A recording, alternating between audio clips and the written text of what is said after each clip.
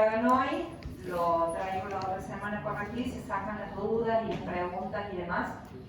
No sé si se acuerdan que era sobre arquitectura paradigmática. No sé si se acuerdan. ¿Sí? Bueno, o la definición del paradigma, creo que decía, ¿no? ¿Cuáles eran los ejemplos que habían definido el paradigma? El mismo texto, bueno, lo que sí pueden ir haciendo es volver a leer Sarah Williams todas las veces que lo necesiten, hasta que lo entiendan, porque los conceptos parten de ahí. Entonces, y ahí largo.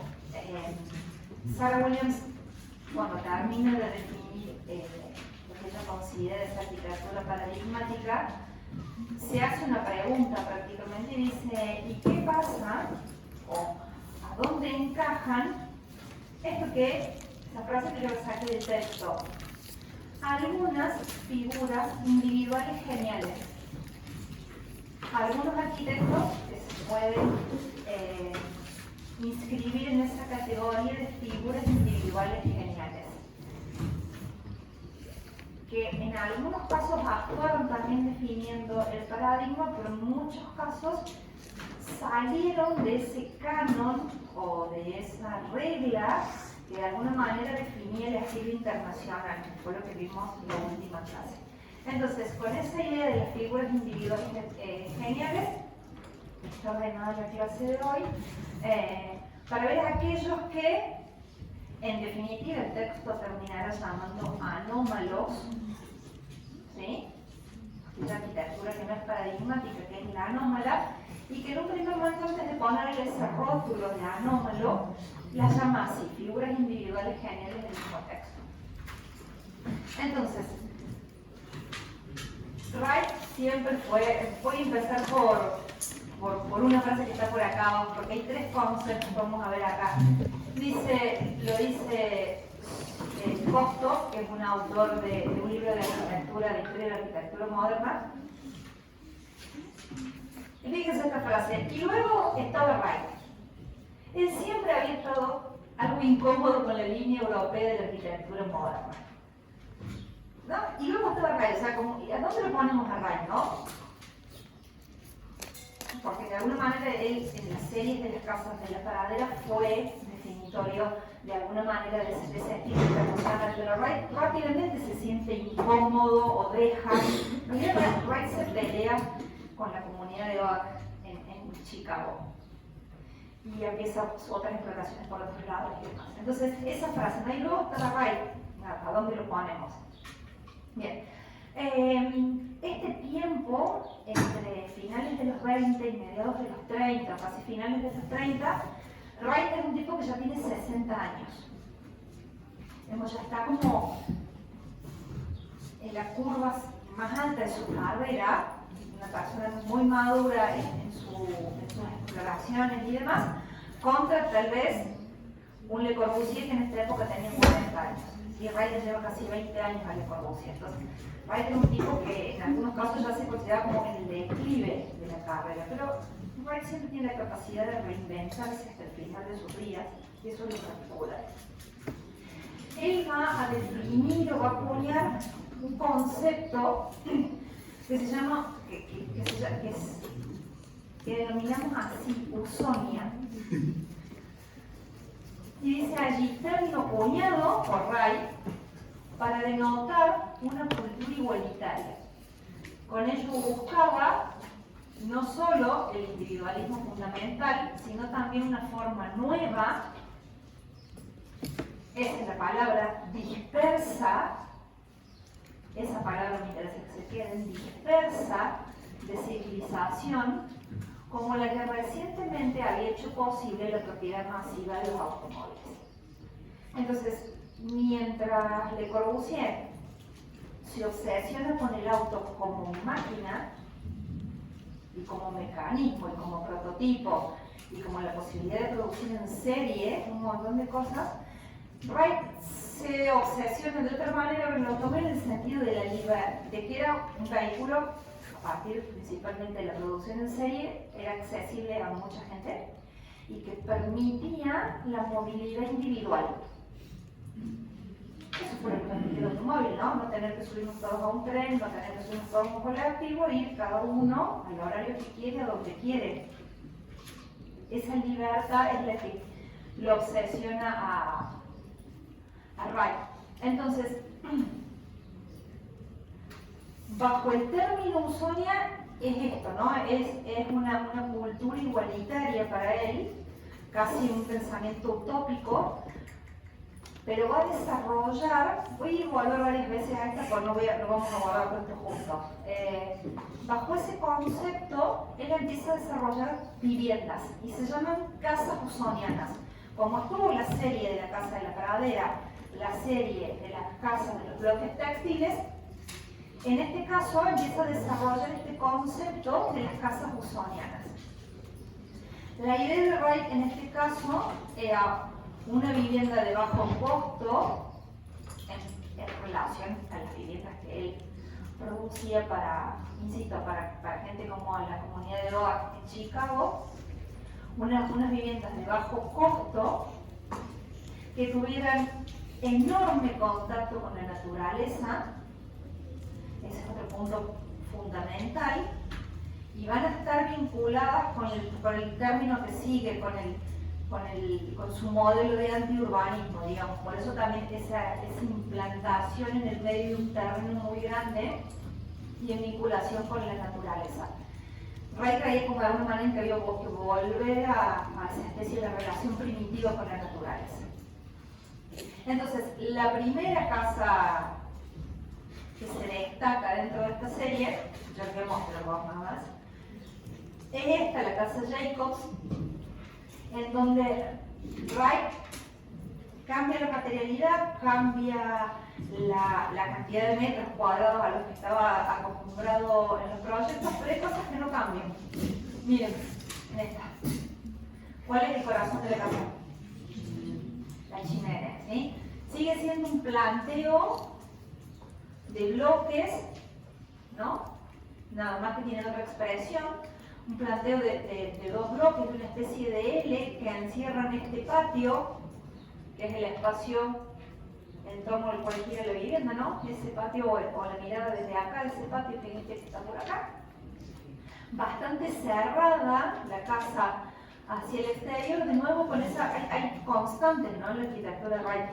La falta de claridad por un ingreso, voy a dar la vuelta para entrar por ahí, a la casa, voy a entrar por acá, sin tener la claridad de cómo era el punto de acceso a la vivienda, muy cerrada hacia el exterior y muy abierta hacia el interior. El material principalmente es ladrillo, con lo cual también baja significativamente los costos. La madera, pero madera en pequeñas secciones o secciones modulares que le permiten también de esa manera bajar los costos. Y ya habíamos dicho de Wright en el catálogo del MoMA, cómo él se había empezado a vincular con el vidrio y cómo había vuelto sus obras mucho más transparentes en relación a la primera serie, ¿no? la serie de La Pradera. Entonces, esta casa es de alguna manera la que abre esta serie, incluso mobiliario. A mí me gusta mucho esta casa porque él piensa como el mobiliario integrado a la arquitectura, donde por ahí atrás hay una mesa de comedor, pero el mismo muro hace de banco y demás, ¿no? Como va integrando todo el mobiliario de la casa a los mismos muros y demás. Entonces, también se le conoce como Jacobs 1, porque él después va a hacer otra casa para los Jacobs, entonces ojo ahí, yo eso no se lo puse, y esta está en el estado de Wisconsin. Y en el proceso de las usonianas, porque hacen muchas casas usonianas, proyectan muchas casas usonianas, Wright, digamos el epítome o el punto más alto es esta casa Rosenbaum. Incluso algunos autores plantean si esta otra no es una especie de gran ensayo de ideas para llegar a madurar el concepto acá. Está en el estado de Alabama. Volvemos, si miran solamente la planta,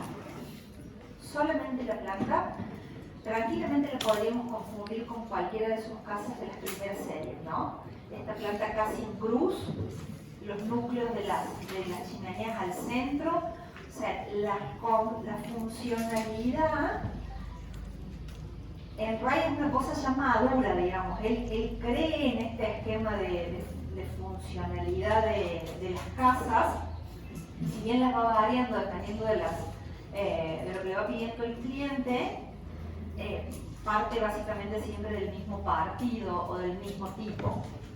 En este caso, fíjense que es mucho más audaz, fíjense cómo va a trabajar con aleros, o sea, va a retomar aquella cuestión de los aleros, pero ya con otro lenguaje. El elemento es el mismo, es el alero, pero se acuerdan que los otros aleros tenían más que ver con esa cultura japonesa, con bajos, con tejados y demás. Y en este caso ya son losas de hormigón armado muy finitas, donde se ve cómo él ha ido incorporando también los nuevos materiales y las nuevas tecnologías. Sigue presente el ladrillo, estos mismos aleros van generando y van definiendo el juego de los volúmenes. De nuevo la casa se ordena a partir de este patio, pero fíjense cómo sigue enfatizando la horizontalidad, el contacto permanente de la casa con el verde, están insertas en terrenos muy grandes. La carpintería se va depurando, ¿no? De esa carpintería tan elaborada que había en las primeras casas, la carpintería se va depurando, y lo que yo les hablaba de esa idea de Wright de incorporar el mobiliario prácticamente a la arquitectura, así como un elemento fijo. ¿La conocían esta cosa? Bueno, me voy a volver. Vamos a ver esta, pero me voy a volver acá. Porque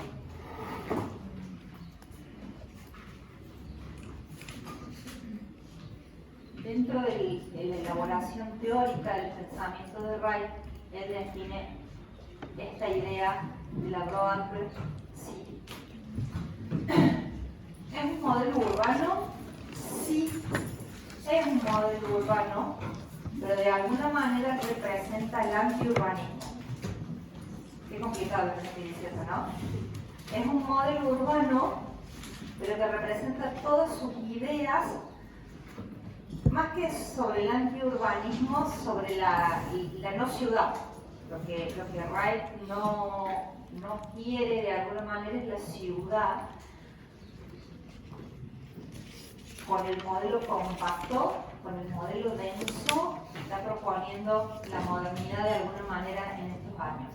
Entonces, ese modelo urbano es de bajísimo índice de densidad, está extendido en todas las direcciones, y que acá viene la parte utópica del pensamiento de Wright. Dice que según Wright estaría en todas partes y en ningún lugar. ¿Sí? Esta cosa bien de utopía de que no estuviera en ningún lugar. Está basado en la retícula, y en esas yo creo que no se los mostré el año pasado, cuando veíamos Nueva York o cuando veíamos las ciudades del siglo XIX. Estados Unidos en 1780 y algunos años define una ley que se llama la Ordinance, y que es de alguna manera la que da sustento a cómo se particiona la ciudad de Nueva York y a cómo se urbaniza todo el oeste de Estados Unidos. Esa Ley Ordinance es una enorme grilla, ¿no? Lo que propone es la grilla y la partición de la grilla. Entonces, por eso, en los norteamericanos está tan presente la idea de la retícula, y por eso dice allí similar a las ciudades fundadas durante el mandato de Jefferson. La idea, ahí se las explico, sobre todo esto, pero fíjense, cada familia habitaría un terreno de un acre, por eso el nombre de la ciudad, y el transporte sería principalmente en coche, ¿sí? Esas son cosas por las cuales se lo señalé hace un ratito. Entonces ahí está el modelo, este es el plano que publica en este libro en el año 32. Esta es la maqueta que acompañó la presentación. Estos son algunos de los croquis del mismo Wright para explicar la ciudad. La ciudad tiene ese modelo absolutamente disperso, donde él pensaba que en cada uno de los terrenos, que era de un acre, dijimos recién, lo que se iba a implantar es una casa usoniana. En cada uno, por eso los conceptos están todos relacionados. En este modelo urbano, la casa que iba a ir en cada uno de esos lotes era una casa usoniana. Luego había algunos elementos, algunos edificios en altura, que él mismo los va colocando muy dispersos, siguiendo algunas de sus mismas líneas de los edificios que él había ya hecho en altura. Bajísima densidad, pero eso es casi un modelo de no ciudad, es una forma de ocupar el territorio y poblarlo. Los comercios están todos dispersos, las instituciones están todas dispersas, hay escuelas, hay comercios, hay... ¿Se acuerdan que él era unitario cuando él hizo el Unity Temple? Digamos, su religión era la religión unitaria. Plantea un espacio religioso pero sin ningún credo, ¿no? Como para que cualquier persona pudiera, se va flexibilizando el tema religioso a medida que va pasando el siglo XX, entonces él plantea un espacio religioso pero sin credo, que también estaría distribuido en este enorme lugar, y para todo habría que moverse en auto, ¿no? Cuando salgo de mi casa, bueno, típico pensamiento norteamericano, salgo de mi casa, me subo al auto y voy a donde tenga que ir. ¿Sí? Es importante esto porque es como que se ata con ese otro pensamiento que él tenía. Y finalmente, sí, claro, para atrás, mi hija. Y finalmente, el último concepto, está ligado pero no tanto a estos de acá arriba, es la idea del talismán. ¿Se acuerdan que la primera casa de Wright que vimos, que estaba en la ciudad de Chicago, en las afueras de Chicago, que yo les conté que se la había construido antes de cumplir 22 años? Una casa de estudio enorme. Bien, él rápidamente se cansa de esa situación de vivir en la ciudad y empieza a buscar espacios para vivir bajo estos términos él mismo. Entonces así va a construir, van a ser 3, algunos autores los numeran diferentes y son 4 también, 3 viviendas, 2 van a estar, ya se las voy a mostrar, la primera tiene un incendio y demás, y la tercera es la que está en el desierto de Arizona. Ya les había leído la primera frase, pero me gustaría esta última parte, pero él no tenía nada que ver con el socialismo beligerante del movimiento moderno, tenía sus propias ideas americanas acerca de un asentamiento urbano disperso, basado en un individuo autosuficiente y en su coche, así era Usonia. Él mismo eligió una vida retirada en el corazón de la naturaleza, y acá dice, en el bosque de Wisconsin, que son los primeros, o en el desierto de Arizona, que es el último, rodeado de una extensa familia de discípulos. Ese es el modelo de vida que él busca. La atención de la sociedad industrial no era para él, tampoco era para él la fe asociada a las milagrosas epifanías de la edad de la máquina. La alta tecnología tenía su lugar, como también lo tenían los materiales y los métodos tradicionales. Sobre todo era partidario de las ventajas emocionales de la arquitectura. Y acá es donde se vinculan todos estos conceptos. Usonia exigía poesía y sentimiento.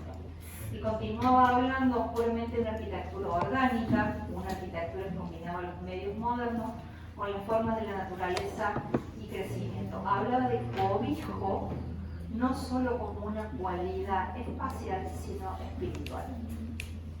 De alguna manera, estos conceptos son los que van a definir a un Wright que se ha alejado de esa idea de la estima internacional para vincularse cada vez más a la naturaleza. Vieron como dice acá varias de las frases, no niega los avances de la tecnología, los usa, los aprovecha, pero sin dejar de lado los materiales y las técnicas tradicionales y la relación con el lugar y la vinculación de las obras con el lugar.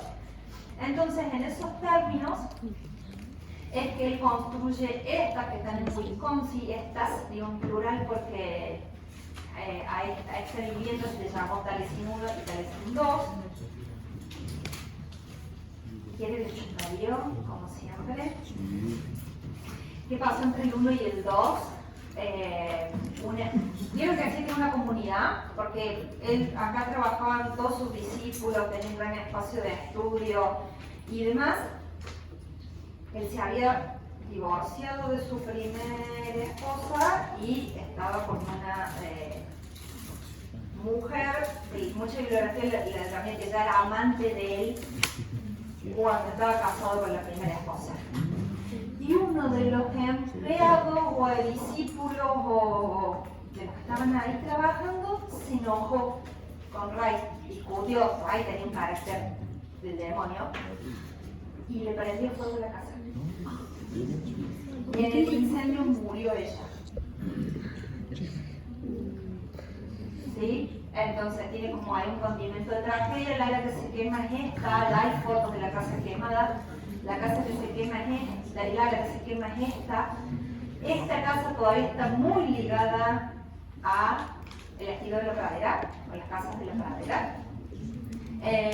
Y ahí un video ya se lo vamos a dar la vuelta y lo corto esto y lo pongo para que lo vean, porque habla el mismo Wright en primera persona en el audio. Entonces, luego del incendio, él reconstruye la casa y la amplía. ¿Sí? Todo esto sucede incluso mientras él estaba haciendo el Gran Hotel de Tokio, que vimos hace unas semanas y demás. Bien, entonces, ven que ahí en el medio del patio hay una persona arriba de un caballo y demás, teníamos esa idea de la vida.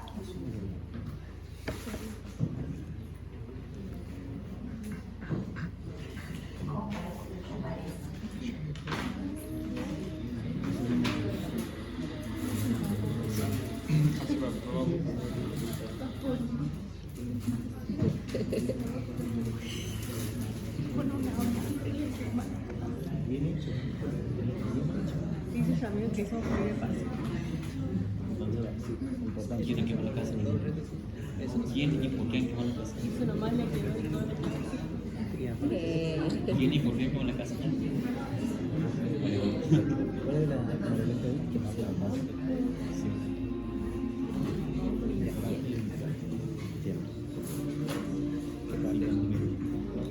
Tell us about your own book, Mr. Wright.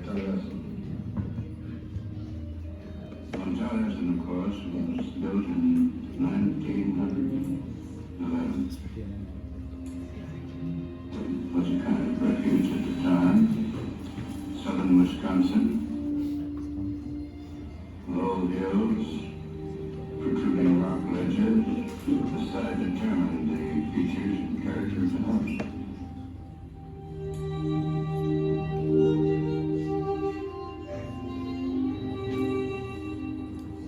Taliesin is an instance of going back to the soil and really developing it and trying to make something beautiful of it.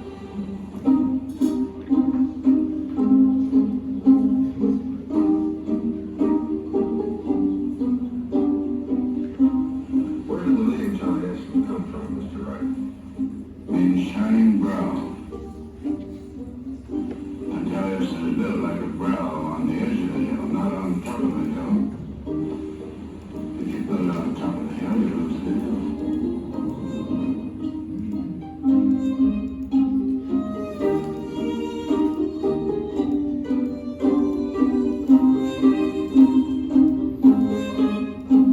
Taliesin really is a stone house.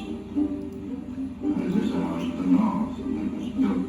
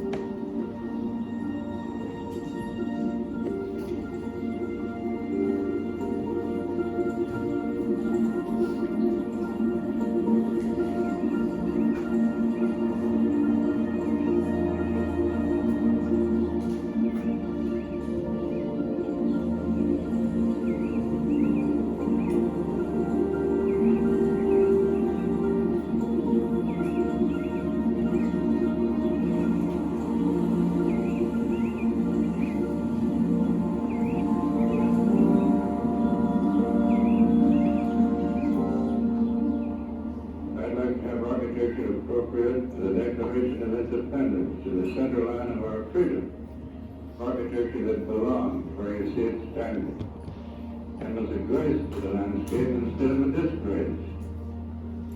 And the letters we received from our clients tell us those buildings we built for them have changed the character of their whole life.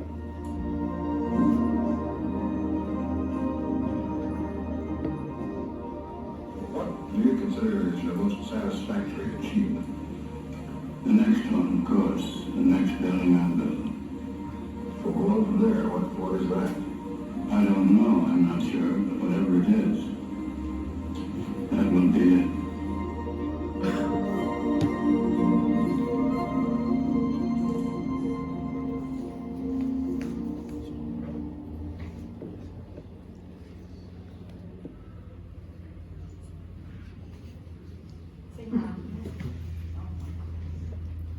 ¿Se imaginan ser estudiante de arquitectura o recién recibido y empiezan a trabajar en el Dalecín con Wright y en el medio de ese ambiente, de esos paisajes, con esa calidad espacial, ¿no? Que habíamos incluso pensado los lugares para que la gente pueda leer sentado en una ventana y tener la luz del sol mientras lee y demás, ¿no? Wright, después de un tiempo después de esto, tiene serios problemas financieros, vende esto, después la propiedad es recuperada por la Fundación Dalecín, que es parte de la fundación que recoge toda la obra de Wright, todos los planos y demás, y ahora está declarada Patrimonio de la Humanidad la casa, desde la década del 70. Tan zen no debe haber sido, porque si ayudante de No, él no era zen para nada, tenía un carácter satírico que se peleó con medio mundo. Dicen que no puso esta rabia, así como muy enojón todo el día. Bien, entonces, después de que se recupera un poco económicamente,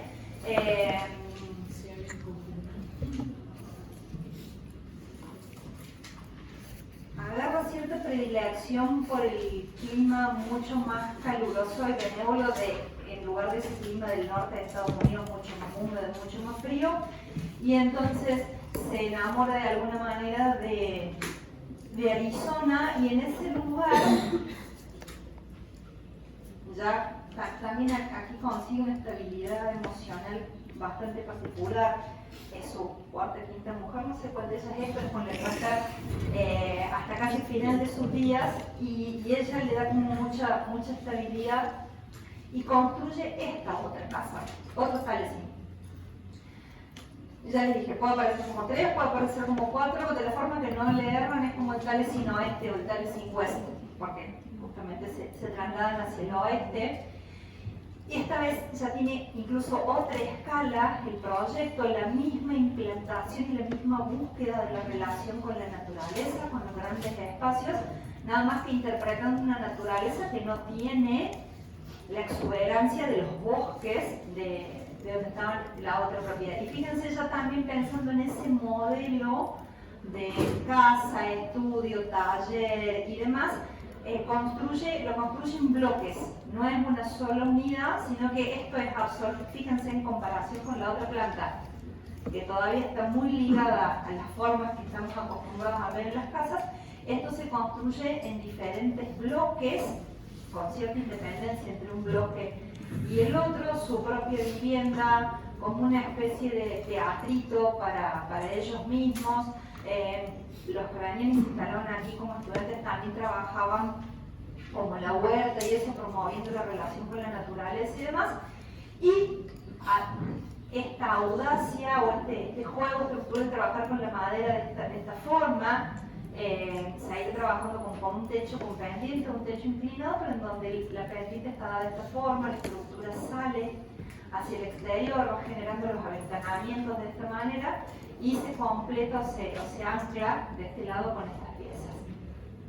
Una cantidad de parasoles y demás, porque también se está ajustando este clima del desierto mucho más caluroso, y el espacio de trabajo, ¿no? Donde estaban todos los tableros. Busqué esta porque este espacio siguió activo hasta la década del 70 y hay unas con computadoras. de esta misma área de trabajo hasta pues ya con computadoras para dibujar de esa manera, porque se siguen dando cursos y seminarios acá. Entonces, nada, hay un montón de tablets, ya de escritorios, ya no son ni tableros, un montón de escritorios en este espacio. Por eso busqué uno que tuviera los tableros de imagen y a Ray pasando entre medio de los tableros y evaluando el trabajo de los discípulos. Piensen que todo lo que nosotros hacemos ahora en la compu, uno pierde, que tenés adentro de un solo archivo la planta, el corte, los detalles, en otra escala, que no sé qué, que no sé cuánto, todo es un enorme archivo, ¿no? Lo que hacemos hoy, y tenemos un despelote adentro de ese archivo, con cariño, totalmente dibujado. Esta gente, cada cosa era un plano, era una hoja de papel. La planta era una hoja de papel, un corte era otra hoja de papel. Y tenía que estar de acuerdo el que estaba dibujando la planta con el que estaba dibujando el corte y con el que estaba dibujando los detalles. Para que todo se ajustara casi como en tiempo real, ¿no? Lo que uno hace ahora con el mouse, acá tenían que estar todos dialogando y poniendo los planos en sintonía. Y ahí la Delphi decía, no puedes hacer control Z era la trincheta. O, no sé si vos llegaste en la hojita del gilet. Los planos, cuando uno se equivocaba, en papel vegetal, yo compraba gruesito siempre, pero tenés margen de trinchetas o mientras más gruesito, más te podés equivocar.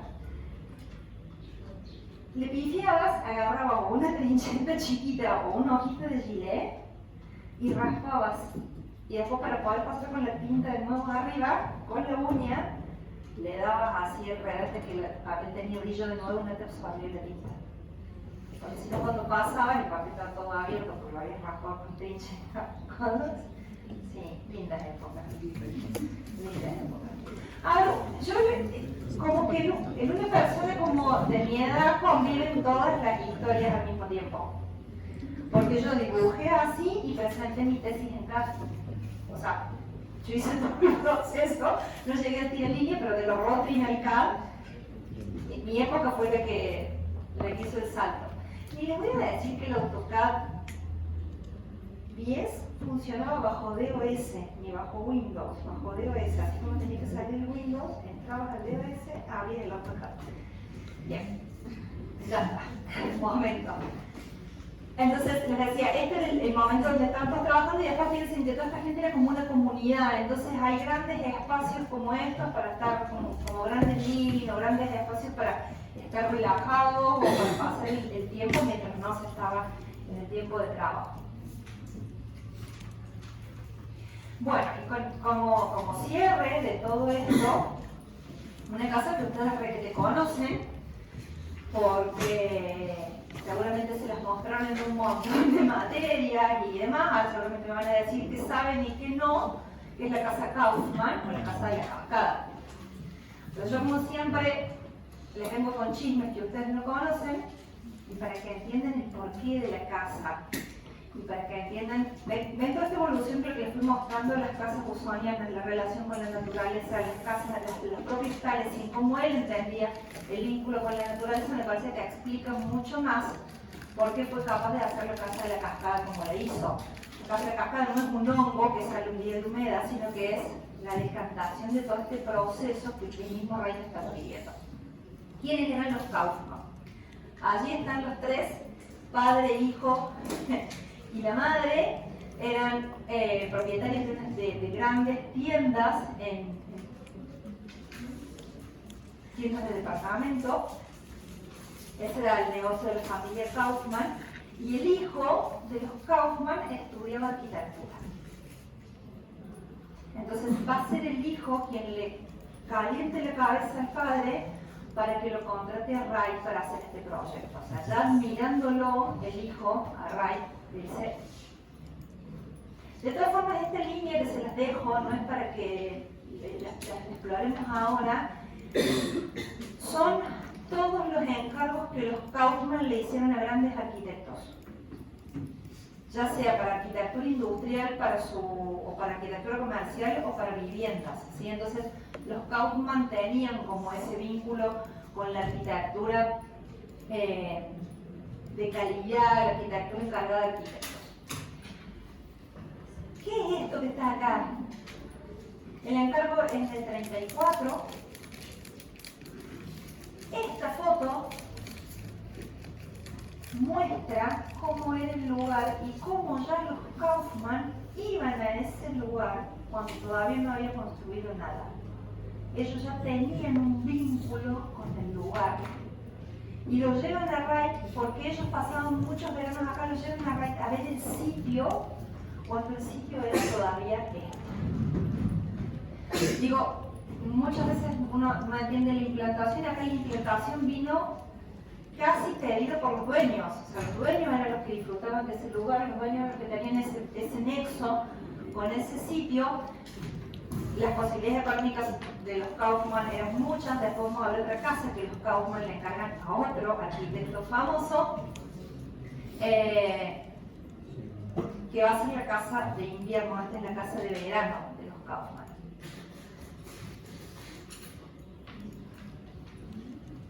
Y acá está, la que ustedes ya conocen. ¿La vieron ya? ¿En qué materia se les mostraron? ¿En cuántas materias se les mostraron? ¿Ah? ¡Hablen! No me vean así con la cabecita, nada más como carrito de auto. ¿En qué materia vieron? Para que yo sepa cuántos miles de años se me ven de la casa. ¿En introducción? ¿Qué se saben de la casa? ¿O la vieron así y le dijeron, miren qué linda casa y siguieron de largo? Sí. Miren qué linda casa y siguieron de largo. Bueno, entonces, lo primero que va a pasar, ahí está la cascada, ¿no? Esa cascada que veíamos en la imagen de recién tiene que ver con esa cascada, y lo que va a hacer Wright en esta casa es la primera decisión que toma es ese emplazamiento que le pide la familia.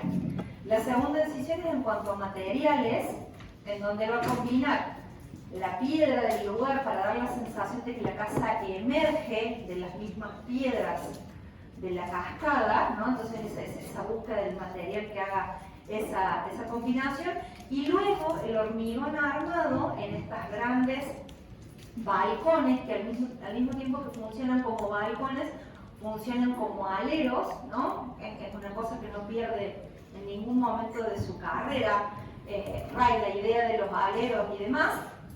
Entonces, la casa es una casa pensada como una casa de vacaciones o de fin de semana. Entonces, no es una casa para la vida cotidiana, por eso piensa en grandes espacios sociales donde uno puede estar charlando y en una reunión con amigos y demás. Entonces la casa está como priorizando estos ambientes. Las relaciones con la naturaleza es absoluta, incluso planteando algunos espacios, fíjense, con los techos vidriados y demás. Los planos vidriados han cambiado absolutamente con respecto a las primeras obras de Wright, son cada vez más transparentes, aunque en este caso va a seguir utilizando las carpinterías de madera para seguir manteniendo ese vínculo de la obra con el lugar. Y fíjense, bueno, ¿se imaginan ahí? Nos ponemos tomando mate, digo, para hacer un poco argentino la cosa, escuchando el ruido del agua en la cascada, escuchando el sonido de los árboles, mirando y viendo la naturaleza.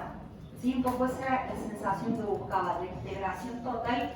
Y después fíjense que hasta el piso parece de piedra, rugosa y demás. Él está buscando que la experiencia sea absoluta con la naturaleza, y desde este espacio, que es este que está acá, que está pegado al estar, miren cómo se puede bajar y llegar hasta el agua para quedarse allí, no sé, y disfrutar de esa experiencia también. ¿Sí? ¿Es mucho más complejo lo que ustedes creían en la casa? Bien. Después, por supuesto, tiene dormitorios, tiene una cantidad de cosas, pero digamos, esos espacios, los espacios sociales son los que están priorizados, y la búsqueda permanente de estos espacios con esa experiencia de la naturaleza.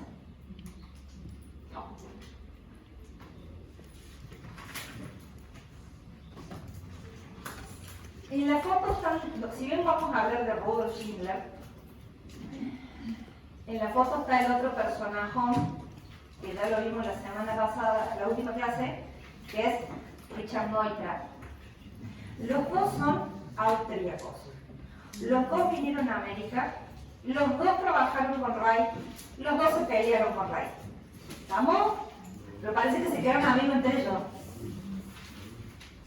¿Sí? Vieron que a veces la vida te trae eso, ¿no? Te peleaste con uno pero te quedaste amigo del otro y todo bien. Bien, entonces en esta foto está Rudolf Schindler, Richard Neutra, la esposa de Schindler, Pauline y uno de los hijitos de Schindler. ¿Por qué se los pongo? Porque hoy no vamos a ver nada de Neutra, pero me interesa que les quede como en la cabeza el vínculo que hay entre ellos. Y Schindler va a ser el que le presente a Richard Neutra a los Kaufmann para hacer la casa del desierto, que la vamos a ver en la próxima unidad. Esto es como un enorme trama de relaciones, de alguna manera, el siglo XX.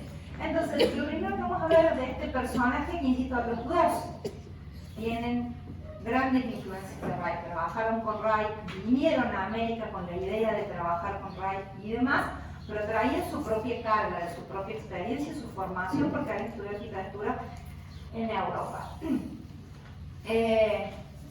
Esta casa, yo le voy a hacer un paréntesis y le voy a decir, cada vez que mi marido ve las fotos, él dice, ¿cómo podés hacer mal arquitectura si tenés esto para ver?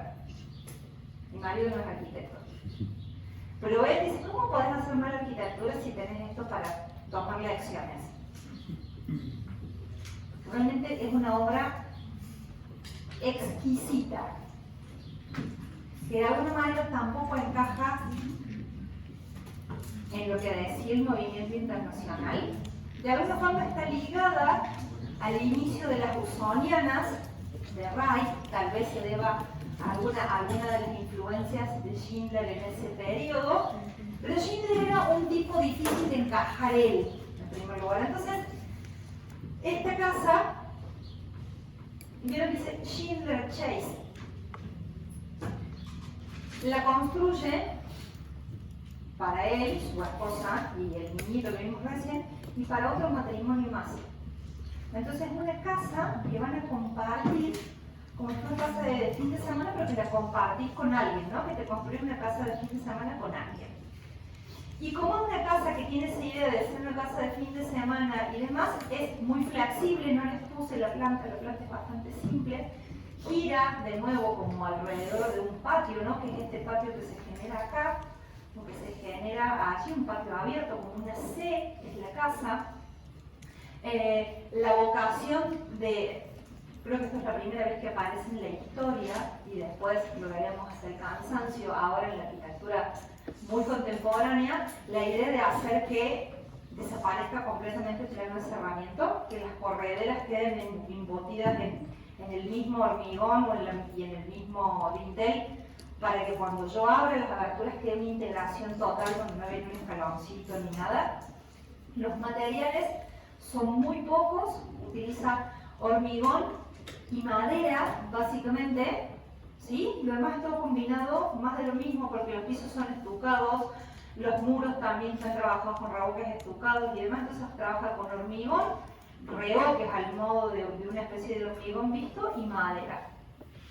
Insisto, como una casa de fin de semana va a priorizar también estos espacios abiertos. Por ahí debe andar el salón de té, que es otro de los espacios que tiene la casa, el punto del hogar, que es este que está acá. Y después, yo les puse esto porque a mí me encanta esta parte de la historia. En California, a veces en verano las noches son muy calurosas. Entonces la casa tenía todo un sistema en la parte alta de terrazas para poder, no sé, ¿vieron cuando uno se siente fresquito en verano? En una terraza. Toda la terraza funciona como una terraza transitable, habitable, y estaba pensada para poder ir allí en las noches calurosas a estar en contacto con la naturaleza, a tomar el aire más fresco y demás. ¿Qué tiene que ver esta casa con los 5 puntos de Corbusier?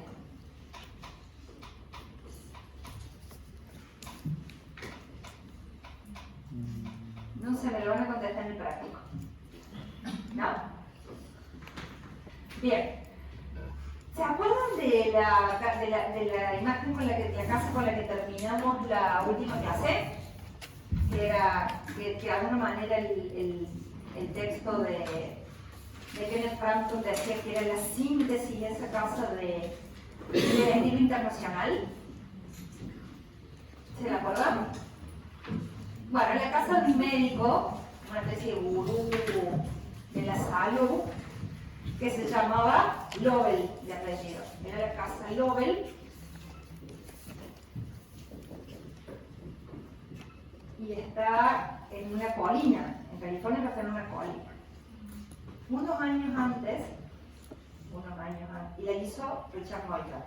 Unos años antes, el mismo doctor Lovell le había encargado a Schindler una casa en la playa. ¿Sí? Y del mismo modo que había sido súper específico el encargo para la otra casa, acá le había dicho, la casa está como muy cerca de la playa, muy cerca de la playa, desde la casa prácticamente no hay más construcciones hacia la playa. Este médico que era tan ocupado del tema de la salud, de la divulgación de los temas de salud y demás, también tenía mucha actividad deportista, ¿sí? O sea, practicaba un montón de deportes diferentes. Entonces, una de las cosas que le encarga cuando le pide la casa es que tuviera lugar para las tablas de surf. ¿Sí? Así arrancamos el encargo, como lo pidió en la casa. Dijo, la casa tiene que tener lugar para las tablas de surf. Entonces, Schindler le da ciertamente bastante vuelta al proyecto y termina haciendo una reelaboración de lo que es una casa sobre palafito. ¿Se ubican una casa sobre palafitos? Sobre palitos para que el agua pase por debajo. ¿Tienen la imagen? ¿Sí? Bien. Porque en la parte que está, cuando hay marejado, cuando hay mucho viento, el agua llega a la casa. Entonces, lo que va a proponer Schindler es, en una estructura de hormigón armado, estas especies de grandes columnas que funcionan en el modo de los palafitos, le levanta la casa. Y la levanta bastante. A lo mejor excesivamente. Este núcleo, el núcleo del medio, es el núcleo donde está el comedor, donde están las áreas sociales. Y toda la parte de arriba, escuchen lo que le pide, una galería para dormir. No quiere dormitorio, quiere una galería para dormir. ¿Sí? Para poder dormir como con las ventanas abiertas, la orilla del mar y demás. Entonces Schindler construye este núcleo acá arriba. ¿Ven cómo aparte se va alivianando la arquitectura? Construye este núcleo, después tiene a partir de estas vigas algunas particiones y demás, pero eso se podía abrir completamente y entrar a la brisa del mar. ¿Ustedes me podrán decir esto es una ventana corrida? Sí, me lo podrán decir. Ahora, el sentido que tiene es absolutamente distinto que la idea que podía tener la arquitectura europea. Y como la idea es disfrutar de esta casa y ver el mar allá atrás permanentemente, genera todos estos planos videados y toda esta relación de la casa con el paisaje y con la naturaleza. Así funciona, ¿ven? Esta tiene doble altura, que es el espacio este donde están las cocinas, la sala de estar, y este bloque que parece volar completamente en este corte, pero que está apoyado en esas columnas por ahí, apoyado en el punto del medio, funciona como los dormitorios. ¿Ven que Sarah Williams tiene razón cuando dice, ¿qué hacemos con estas figuras individuales? ¿A dónde las catalogamos o cómo, qué rostro les ponemos? Y esta es la última, esta casa me encanta. Esta es la última casa de los Schindler que les muestro, de Rudolf Schindler que les muestro, y también es casi la que se considera su obra más lograda. Esto de trabajar en California tiene sus problemas, ¿no? Las colinas de California son un problema para implantar cualquier obra. Entonces, de la topografía de terreno, A mí si me llama un cliente y me dice que el terreno es este, yo me largo a llorar y le digo ando buscando otro arquitecto. ¿No? Bien, entonces de esta manera la casa va a quedar, fíjense, prácticamente se apoya en 3 puntos en el terreno. Tiene 3 puntos de apoyo a lo largo de la ladera. El ingreso vuela, los volúmenes vuelan, ¿sí? Es una, si bien no tiene grandes luces, es una osadía estructural la casa, en primer lugar. Está hecha casi todo en hormigón armado, porque si no esto no lo hacemos ni queriendo. Y no trabaja con planos, esta es la cosa interesante de Schindler, no cierra los volúmenes, son volúmenes puros, donde uno los puede terminar de completar en la cabeza de uno, pero él no los completa físicamente. Entonces acá está el cubo, uno lo podría leer, el cubo, pero está transformado, está alterado, no está completo, y de esa manera va generando la riqueza volumétrica. Les puse fotos viejas, porque esta casa sigue en uso, y la fachada, que está acá, que es preciosa, está destruida en cuanto a la composición. Acá de este lado le han hecho un garage como para 3 autos, acá han metido otro volumen de hormigón que desvirtúa esta lectura, por eso elegí poner fotos como viejas para que entendieran realmente cómo era la obra. Porque el ingreso se genera por acá y yo tengo que girar y este volumen es lo único que me adelanta. Estoy ingresando a la casa por ese lugar, toda esta estructura metálica que parece que se cuelga desde el último nivel. Y luego, bueno, esta articulación y algunos de los espacios. Este es gracioso, este es el señor Wolf, pero la foto en el libro donde la encontré, y por eso se lo señalo acá, es porque la fotografía marcaba o señalaba la lámpara. El señor Wolf junto a la lámpara. Todo, hasta las luminarias estaban diseñadas por Schindler. Digo, por eso fíjense cómo la casa tiene como una coherencia con los artefactos y demás que están pensados en función de eso y las dobles alturas que se van generando. Por allá está la señora Wolf sentada en el estar de su casa y demás. ¿Sí? Bien. ¿Seguimos un rato más? ¿Cómo estamos? Si van a volver en 15 minutos, hacemos un corte, así hacemos un par de cortecitos y se me despiertan porque siento que los estoy perdiendo. Pero hagamos 15 minutos, así hacemos un par de cortecitos más. ¿Puede ser?